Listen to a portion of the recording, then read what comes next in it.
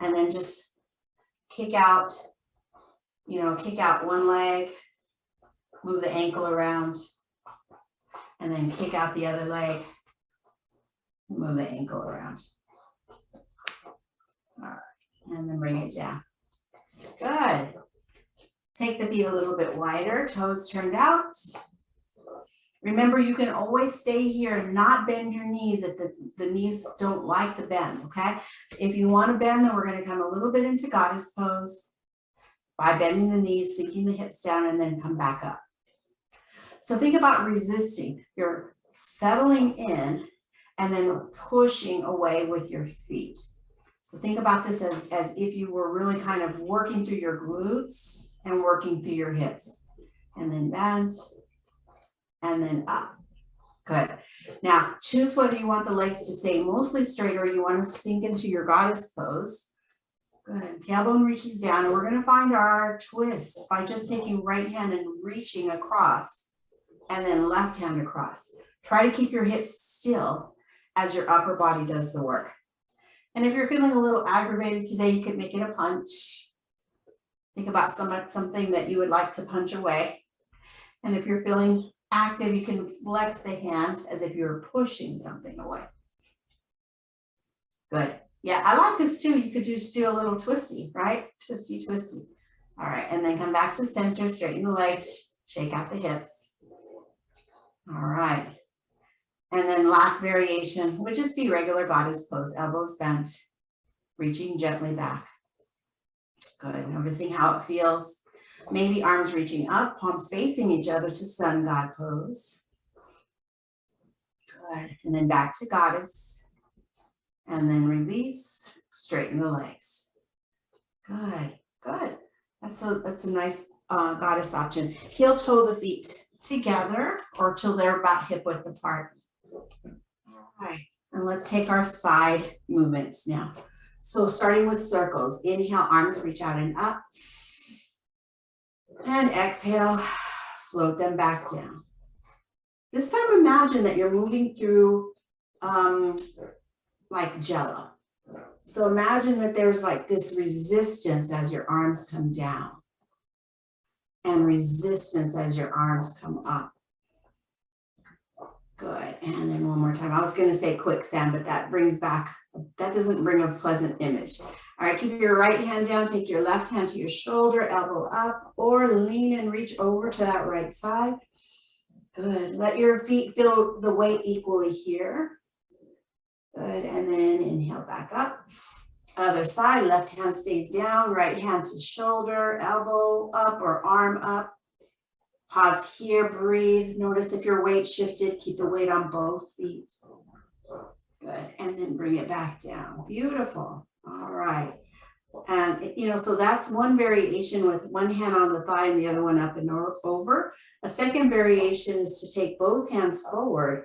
Use your right hand to hold the back of the left wrist. And your elbows can be bent still. And we're just going to lean and reach over to that left side.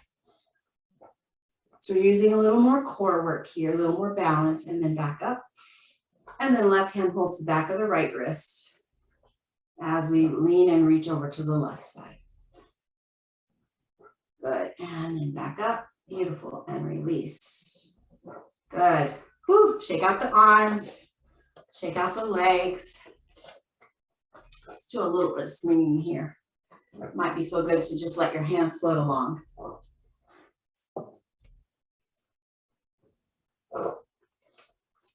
Good. And then wind back to center. All right. So let's play with something that we already did the last class, but just change it up a little bit. I want you to play around with a little bit of balance. So simply step forward with your right foot, and you're holding onto the chair if you need it, and then lift your left leg behind you. You can keep the toe down, or you can start to lift the leg and lean forward. And then just notice how that feels. Find a focal point to look at. And then step back with the left foot and lift the right leg. So we're going to alternate. Step forward with the right foot, Lift the left leg behind you. Whoops, I'm a little wobbly here too. And then step back with the left foot and lift the right leg forward. It's okay if you want to bend the knee, okay? So play with that one more. Right foot, left leg back. Good. Left foot down, right leg up. Good. And then bring it down. All right. So kind of taking apart when we walk as part of our balance, okay? Second side, left foot steps forward, right foot is back. Maybe the toe comes off the ground, maybe it doesn't. Oops, I'm a little wobbly on this side. Good. And then step back with your right foot, lift your left leg. Maybe the knee's bent, okay? Your choice. Forward with the left, right leg up behind you. Right foot down, left leg up in front. Good. One more round if you want to, or take a rest. Notice that most of us have our arms out in some way, but you can make it more intense by bringing the hands back to center. Good. And then, I fell on that one. All right. So just simple balance is just us taking a step. So think about that the next time you're out walking, that you're just taking a step and then you've got to balance on the one foot. All right, let's stretch out some of that tension that might build in the hips by taking our downward dog. Remember, you can hold the top of your chair or you can turn the seat to face you if you want to go lower and hold onto the seat instead. So your choice, and we're going to bend the knees, reach the hips back, let the head begin to drop between the arms. If you can, straighten out the arms, and we'll keep a little bend in the knees. You can keep this absolutely still, or you can bend one knee and then the other knee as the heel comes up, and doing a little bit of a pony prance here. Good.